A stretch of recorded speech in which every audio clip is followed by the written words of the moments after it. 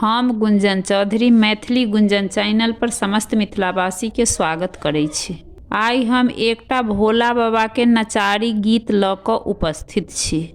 अहाँ सबसे आग्रह अछि कि गीत के अंत तक जरूर सुनब।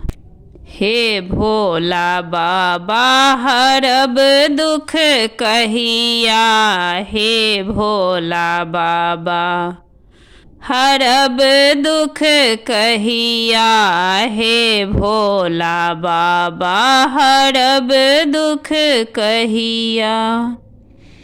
केहन छथि भोला बाबा केहन पीपर गछिया, केहन छथि भोला बाबा केहन पीपर गछिया, केहन छथि नाग बाबा छोड़े फुफकरिया, हे भोला बाबा हरब दुख कहिया, हे भोला बाबा।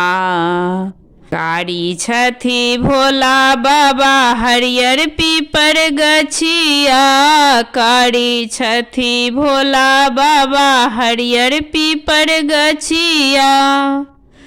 चितिल बितिल नाग बाबा छोड़े फुफकरिया, हे भोला बाबा हरब दुख कहिया, हे भोला बाबा हरब दुख कहिया।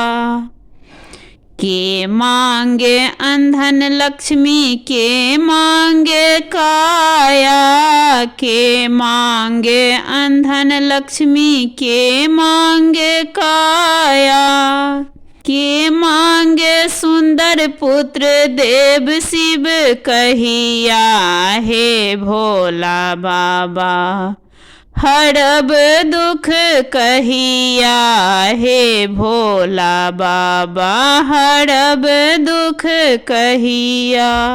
निर्धन मांगे अंधन लक्ष्मी कोढ़ी मांगे काया, निर्धन मांगे अनधन लक्ष्मी कोढ़ी मांगे काया।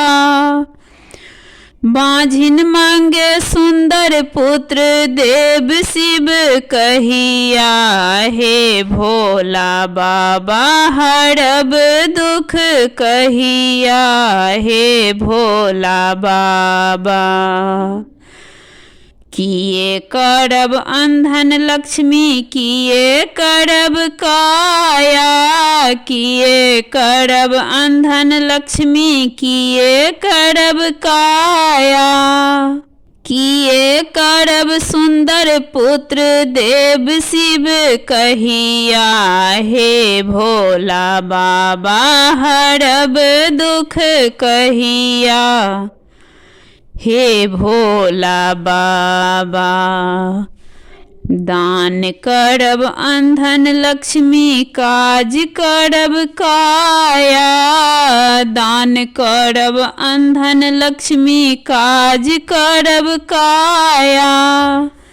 सेवक हेता सुंदर पुत्र देव शिव कहिया, हे भोला बाबा हरब दुख कहिया, हे भोला बाबा हरब दुख कहिया, हे भोला बाबा हरब दुख कहिया।